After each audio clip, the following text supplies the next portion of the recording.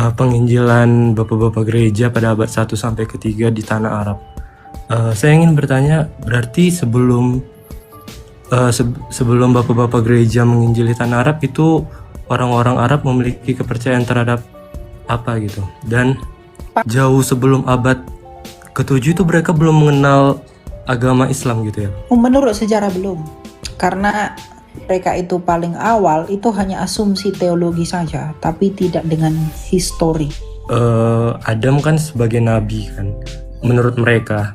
Terus katanya percaya bahwa Adam itu adalah agama Islam. Itu gimana Kak Elia? Itu cuma asumsi aja. Itu asumsi mereka saja. Tiba-tiba yang lahir di abad ke-7 bilang Adam itu adalah seagama dengan mereka. Tentu tidak. Yahudi dan Kristen menolak itu. Apalagi kata Allah. Cuma yang kita kritisi adalah kata Ka'bah dan masjid. Karena kata Ka'bah dan masjid ada juga dalam terjemahan lama. Cuma mereka nggak tahu ternyata terjemahan ini sebenarnya aplikasi Pak. Kalau keluar nanti ini. Ya Pak, suara Bapak tidak ada kalau keluar aplikasi. Yang tertulis di dua Tawarik 22 ayat 2 kayak itu sama Raja-Raja 8 apa berapa itu kenapa di situ perbedaannya itu umur si aku kalau nggak buka susah sih. Kalau masalah perbedaan atau kontradiksi antara kitab Tawarik dan Raja-Raja maupun juga ini ya Samuel, Bapak bisa cek itu, bahkan sudah diterbitkan kok dalam bentuk PDF mengenai jawaban tentang kontradiksi. Sebenarnya masalah perbedaan umur, contoh ya Ahazia, apakah itu 25 atau 52 tahun? Kalau kita lihat sejarahnya itu ternyata umur 52 tahun itu berkaitan kalender dinasti Omri. Tapi kalau 25 tahun itu berdasarkan umur dia yang memiliki jabatan sebagai raja pada masa usianya. Ya. Memang dikatakan dalam kitab Tawarik itu mengatakan bahwa usia dia, tapi tidak spesifik, sebenarnya itu mengacu kepada dinastinya. Itu pernah dibahas dalam tulisan Joseph Pifrey. Tapi kalau kontradiksi lain seperti apakah Salomo atau Daud ya yang memiliki 5.000 atau 500 kuda, satunya 5.000, satunya 500. Rekomendasi saya Bapak cek aja di sarapan pagi, itu sudah dibahas kok. Bahkan ada PDF-nya bagaimana cara menjawab. Septuaginta ternyata lebih cocok antara beberapa kitab Tawarik dengan kitab Raja-Raja yang dianggap kontradiksi mengenai jumlah total mengenai kuda ya salah satunya. Itu pernah dijawab dan saya rasa itu sangat membantu kita. Gitu sih Pak. Ya. Iya siap Pak, udah paham udah. Ya, Cuman tapi itu aja. memang perlu kita akui ya Pak, bahwa dalam proses penyalinan kadang ada salah tulis, salah coret ya. Misalnya salah coret saja itu dalam aksara Ibrani itu langsung berubah arti. Nah, untungnya kitab suci kita itu punya banyak manuskrip yang bisa mengkonfirmasi mana data yang paling sahih.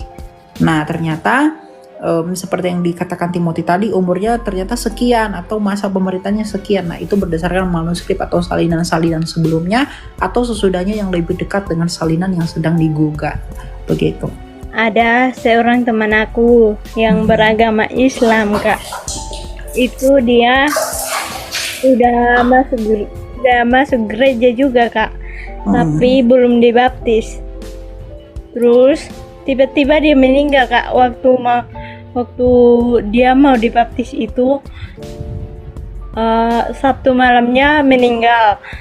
Nah, aku mau tanya gini Kak, kalau belum dibaptis itu bagaimana Kak kalau dia itu meninggal? Tapi dia mau dibaptis. Iya Kak. Oke, dia mau dibaptis tapi sebelum dibaptis hari Minggu, Sabtu malam dia meninggal begitu. Iya Kak. Oke. Kalau memang dia sungguh-sungguh beriman, cuma hanya menunggu baptisan, saya pikir dia itu ke Firdaus, sama seperti penjahat yang di samping Yesus. Meskipun baptisan itu menyelamatkan, ya, tapi dia punya hati untuk memberi diri dibaptis, cuma hidupnya dia sampai ternyata hari Sabtu malam sebelum Minggu mau memberi. Kecuali tadi dia memang tidak mau memberi diri dibaptis, itu lain lagi. Tapi karena dia memang mau memberi diri dibaptis, tapi Tuhan panggil dia pada Sabtu malam sebelum dibaptiskan, di mana keinginannya itu tereksekusi, saya percaya dia orang yang ke Firdaus. Begitu. Atau Timothy bagaimana? Silakan. Udah sealur sih. Ya, aku mau menegaskan sama yang dikatakan Kak Elia, bahwa dalam Lukas 23 ayat 42 sampai 43 kan penjahat yang disalibkan bersama Kristus mengakui keimanannya kepada Kristus, tetapi dia belum dibaptis toh. Karena apa? Karena posisinya adalah posisi khusus, bukan posisi yang umum. Ya. Dan ini juga disalahartikan loh, ada beberapa gereja. Oh, sebenarnya baptisan itu nggak terlalu penting lah, nggak apa-apa, nggak baptis. Itu ada gereja-gereja tertentu. Mereka tidak memahami Lukas 23 ini adalah kasus khusus, bukan kasus umum. Terkait dengan temannya Mbak tadi yang dari Muslim masuk Kristen, tiba-tiba meninggal padahal dia belum dibaptis. Ya ini posisinya sama. Seperti Desmas ya, kalau menurut tradisi gereja. Namanya ini adalah Desmas, yang dikatakan engkau akan bersama-sama aku di Firdaus, kata Tuhan Yesus Kristus. Seperti itu. Gitu ya. Jadi kita berdoa Oke saja. Kak, makasih. Ya, Tuhan berkati ya. Penginjilan bapak-bapak gereja pada abad 1 sampai ke-3 di tanah Arab. Saya ingin bertanya, berarti sebelum bapak-bapak gereja menginjili tanah Arab itu orang-orang Arab memiliki kepercayaan terhadap apa gitu? Dan Pagan. berarti mereka jauh sebelum abad ke-7 itu mereka belum mengenal agama Islam gitu ya? Menurut sejarah belum. Karena ide mengenai iman mereka itu lahirnya itu di abad-abad segitu. Ya, jadi kalau mereka mengatakan bahwa mereka itu paling awal, itu hanya asumsi teologi saja, tapi tidak dengan histori. Ya. Kalau kita mengklaim itu ada historinya. Begitu, jadi berbeda kita dengan mereka. Gitu.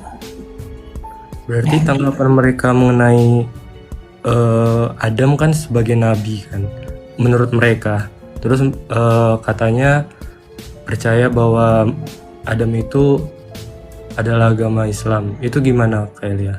Itu cuma asumsi aja.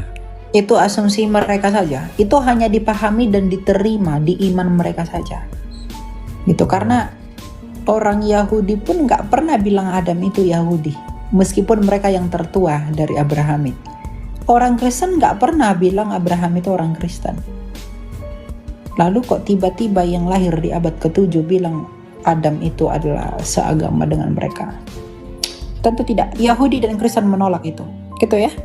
Oke, terus satu lagi mengenai Alkitab yang lama itu kan ada tulisan mengenai kata insya Allah, dan di Alkitab sekarang kata-kata Arab itu dihilangkan. Itu tujuannya buat apa? Tadi saya sudah jawab itu. Sebenarnya gini, kalau kamu buka Alkitab Sabda, itu kan ada bagian bawahnya itu tentang sejarahnya. Nanti saya coba cari juga, bahkan mau saya angkat ya di VT. Ada seorang misionari yang mengajar di daerah Tanah Melayu, dan di Tanah Melayu inilah ada seorang yang bernama Muhammad Abdullah atau siapa, pokoknya namanya Abdullah. Dia inilah yang membantu misionari itu untuk menerjemahkan terjemahan lama. Saya lupa tahun berapa itu. Tetapi hal yang menarik adalah, bahkan ini pernah di-stitch ya oleh Kak Elia, bahwa Ka'bah dalam kitab Mazmur itu sudah digambarkan dalam Alkitabnya orang Kristen, tapi mengacu terjemahan lama. Padahal terjemahan lama adalah terjemahan kalau bisa dikatakan terjemahan kan ada terjemahan hyperbola, ada juga terjemahan sasaran. Saya lebih mengartikan itu sebagai terjemahan sasaran. Karena apa? Mereka cuma mengenal istilah itu di tempat itu, walaupun konteksnya berbeda gitu loh. Ka'bah itu kontekstual gitu lah ya. Ya, kontekstual lah, bisa dikatakan seperti itu. Makanya dalam Mazmur ada kata Ka'bah, dalam Injil itu ada kata insya Allah. Tapi orang Kristen nggak masalah dengan kata insya Allah, karena orang-orang Kristen sana juga menggunakan kata insya Allah atau insya Allah, atau dengan seizin Tuhan atau dengan seizin Allah. Itu hal yang biasa. Apalagi kata Allah. Cuma yang kita kritisi adalah kata Ka'bah dan masjid. Karena kata Ka'bah dan masjid ada juga dalam terjemahan lama. Cuma mereka nggak tahu ternyata terjemahan ini sebenarnya sebagai terjemahan kontekstualisasi. Abdullah ini yang membantu seorang misionari yang ingin mewartakan Injil pada waktu zamannya seperti itu. Siang Kak, mau tanya ini. Kalau misalkan ada orang yang sudah percaya Kristus lalu dia dibaptis, kemudian dalam perjalanan imannya itu dia jatuh bangun lagi dalam dosa. Nah, apakah orang itu kemudian harus dibaptis ulang karena dia pernah jatuh bangun dalam dosa, tapi akhirnya dia bertobat dari dosanya itu misalkan. Itu jadi pertanyaannya Kak, kira-kira. Baptis ulang itu tidak perlu. Baptisan itu bukan untuk apa ya? Baptisan itu bukan karena kamu berdosa terus setelah itu diampuni, agar diampuni kemudian dibaptiskan lagi, bukan. Baptisan itu kan meterai dan sebagai misteri menyatunya kita dengan Kristus. Ya. Jadi kalau ada orang Kristen masih jatuh, udah dibaptis tapi kadang masih jatuh di dalam dosa, ya harus selalu punya progres, ya. Harus mau untuk memperbaiki diri. Jadi bukan baptisan itu solusinya lagi. Jadi berjuang menghidupi firman itu setelah mengetahui pengetahuan yang baik dan yang benar itu. Jadi bukan dengan baptisan kembali gitu. Jadi jangan dibaptis lagi Pak. Oke. Hayati saja. Oke. Boleh satu pertanyaan lagi Kak? Ya silakan. Iya, kan kalau dulu saya percayanya dulu ya, kita akan mengalami rapture sebelum datang kesusahan besar itu ya. Tapi setelah mendengar penjelasan dari Kak Elia itu, ya saya lumayan terbukakan, dan saya sekarang terus terang percayanya ya kita akan mengalami siksaan berat itu juga ya Kak, gambarannya. Karena kan kalau Kak Elia waktu itu jelasin kita ini dalam masa 1000 tahun damai itu ya. Ya kita sedang dalam kerajaan 1000 tahun. Oke. Nah pertanyaannya, apakah nanti semua orang percaya itu akan mengalami siksaan berat itu, ataukah ada beberapa orang yang mungkin diluputkan dari siksaan berat itu? Gimana kira-kira? Barang siapa yang ditentukan mati dengan pedang akan tertusuk dengan pedang. Jadi siapapun yang memang matinya seperti itu, ya harus seperti itu. Dan semua orang Kristen justru nanti di masa antikristus itu paling banyak mengalami aniaya. Karena justru dua nabi Allah, yaitu Henokh dan Elia yang turun ke bumi ini kembali, mereka itu akan mati di tangan antikristus, tapi bangkit lagi pada hari ketiga nanti. Dan Tuhan Yesus kan sudah mengatakan bahwa penganiayaan itu akan terjadi, sama seperti penganiayaan itu akan terjadi. Itu seperti sisaan yang belum pernah terjadi sejak dunia ini dijadikan, dan tidak akan pernah terjadi lagi. Jadi nanti penganiayaan antikristus yang akan datang itu dikhususkan bagi kita orang-orang Kristen yang menolak menyembah patung naga itu, dan menolak menyembah patung naga itu dan binatang itu dan nabi palsu itu. Ya, jadi apakah orang Kristen mengalami penganiayaan? Itu pasti mengalami. Dan disitulah kita makanya dikatakan barang siapa yang setia, ia menang. Jadi orang yang martir di dalam mempertahankan imannya kepada Kristus, mereka akan jadi pemenang dan duduk bersama Kristus dan mempertahankan imannya. Makanya dalam kitab Wahyu, kemudian aku melihat orang yang telah mati oleh karena kesaksian mereka atas firman Allah. Jadi memang ada yang mati oleh karena kesaksian mereka akan firman Allah dan mempertahankan iman mereka. Itu penglihatan Rasul Yohanes. Ya, itu naik ke atas dan kemudian nih, coba kita lihat. Lalu aku melihat, Wahyu 20 ayat 4. Lalu aku melihat tahta-tahta dan orang-orang yang duduk di atasnya, kepada mereka diserahkan kuasa untuk menghakimi. Aku juga melihat jiwa-jiwa mereka yang telah dipenggal kepalanya karena kesaksian tentang Yesus dan karena firman Allah, yang tidak menyembah binatang itu dan patungnya, dan yang tidak juga menerima tandanya pada dahi dan tangan mereka. Mereka hidup kembali dan memerintah sebagai raja bersama Kristus untuk masa 1000 tahun. Nah, jadi ya itu, di dalam hal ini orang-orang mati yang dulu ketika Yesus bangkit itu bangkit bersama-sama dengan Kristus menjadi para kudus di sorga, dan mereka memiliki kuasa untuk menghakimi. Dan kita pun akan mengalami hal yang seperti itu nantinya. Ya. Oke Kak Elia. Kak, satu lagi boleh nggak Kak? Ya silakan. Tentang Wahyu 6. Itu Ayat? kan Wahyu 6 keseluruhan lah, Kak, dari awal sampai akhir ya. Kan maksudnya di situ kan banyak dideskripsikan penunggang kuda ya, berwarna merah, hitam, hijau, kuning-kuningan, putih. Nah itu ada yang menggambarkan, ada yang mencocok logi kali ya dengan bendera-bendera yang ada di wilayah Timur Tengah sana. Bendera Iran, bendera Yordania, ya sekitarnya kurang lebih kan warnanya ada putih, kuning, hijau, merah. Nah, gimana pandangan Kak Elia tentang hal itu gitu loh? Oke. Coba kita baca di dalam Wahyu ya. Kalau penunggang kuda putih itu pasti Yesus. Itu sudah pasti karena di Wahyu 19 itu dinyatakan. Ya, sebentar.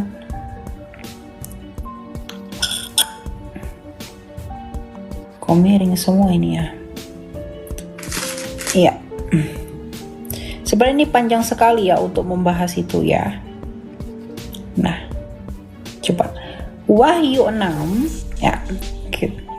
1 2 3 4 1 2 3. Nah, Wahyu 3, Wahyu 6 ayat 3 tentang pembukaian meterai yang kedua.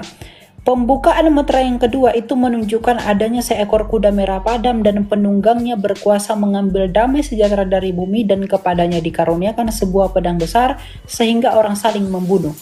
Merah itu adalah warna darah. Berbicara tentang pertumpahan darah atau peperangan. Tuhan Yesus bahkan juga telah menyatakan hal ini dalam Injil Matius 24 ayat 2. Sebelum Yesus disalibkan, murid-murid datang kepada Tuhan Yesus dan mereka mempunyai kesempatan untuk bercakap-cakap. Mereka ingin mengetahui apakah tanda dari kedatangan Tuhan kembali dan apakah tanda kesudahan dunia ini. Maka jawab Yesus di ayat 4-nya, waspadalah supaya jangan ada orang yang menyesatkan kamu. Jadi ternyata Yesus datang kembali, banyak sekali penyesat yang mau menyesatkan kita dari iman kita. Ya. Dan bahkan juga di Wahyu 6 ayat 4, orang yang menungganginya dikaruniakan kuasa untuk mengambil damai sejahtera di atas bumi. Kalau kita perhatikan, itu selalu mengacu kepada peperangan yang mengakibatkan tergoncangnya damai sejahtera di bumi ini. Dan itu ternyata merujuk kepada negara-negara yang ada di bumi. Ya, jadi sebenarnya kalau kita baca semua kitab Wahyu ini, kitab anak domba dibuka, kemudian mari majulah seekor kuda lain, seekor kuda yang menyala seperti nyala api, yang menungganginya dikaruniakan mengambil damai. Kemudian di ayat 9 ketika anak domba itu membuka meterai kelima, aku melihat jiwa mereka yang dibunuh oleh karena firman Allah. Ini berbicara tentang bagaimana meterai itu masing-masing dibuka, dimulai dari sejak kerajaan 1000 tahun itu dimulai sampai nanti dia kedatangan yang kedua kali. Ya, apakah warna-warnanya itu berhubungan dengan bendera-bendera? Tidak. Karena secara simbolis Wahyu 6 ini tidak pernah dipahami sebagai bendera negara tertentu, tapi warna-warna itu punya filosofi, seperti warna merah itu warna darah, warna putih itu warna kemenangan. Makanya Yesus itu disebut di dalam Wahyu 19 itu sebagai penunggang kuda putih. Ya, jadi kalau kamu bertanya apakah warna-warna di sini, ini kan banyak ini ya, mulai dari ayat 3, ayat 3, ayat 6, ayat 9 sampai ayat 12 itu berhubungan dengan bendera-bendera negara tertentu, itu tidak. Makanya di ayat ke berapa? Ayat ke-17. Nah, sebab sudah tiba hari besar murka mereka dan siapa yang dapat bertahan. Itu disimpulkan untuk semua meterai yang akan terjadi sejak zaman kerajaan itu sampai akhir kerajaan itu. Gitu. Jadi itu tidak berhubungan dengan bendera-bendera negara tertentu, tapi secara filosofis itu berhubungan tentang keadaan. Seperti merah itu warna darah, ya, ada peperangan di mana-mana. Nah, seperti itu. Ya.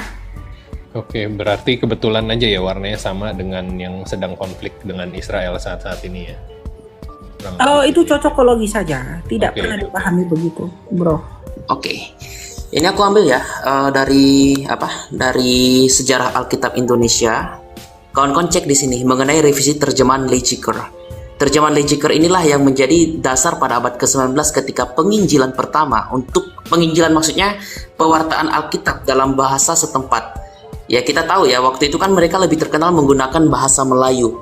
Kalau kita baca ini dari paragraf-paragraf berikutnya, kita lihat di sini dikatakan bahwa seorang utusan misi the London Missionary Society atau LMS ya, yang bernama William Wilney yang datang ke Semenanjung Malaka pada tahun 1814 meminta pandangan guru bahasa Melayunya mengenai terjemahan Legiker. Guru bahasanya adalah Abdullah bin Abdul Qadir yang dikenal dengan sebutan Munshi Abdullah. Kenapa saya mau bahas ini? Jadi kawan-kawan tidak perlu heran nanti kalau seandainya ada orang-orang Muslim yang mencomot Alkitab dari terjemahan. Mereka mengatakan kita adalah bani terjemahan. Mereka pun juga menggunakan terjemahan untuk mendukung ajaran-ajaran mereka. Kalau ya yang itu yang pernah di-stitch oleh Kak Elia ya, mengenai Ka'bah dalam kitab Mazmur. Mereka nggak tahu bahwa terjemahan lama yang mereka pakai dari terjemahan Legiker itu gurunya adalah Abdullah bin Abdul Qadir, orang Melayu yang mungkin menyerap bahasa Arab menjadi bahasa setempat, Arabisasi lah. Ya mirip seperti yang saya katakan sebelumnya. Kata Injil itu bukan bahasa Arab, itu Arabisasi dari kata Evangelion pada zaman Nabi Muhammad. Apalagi ini, kalau ada kata Allah, ada kata Ka'bah, ada kata masjid dalam Alkitab, ya karena penerjemahnya adalah Abdullah bin Abdul Qadir, guru dari Legiker dan juga ini siapa? William Wilney.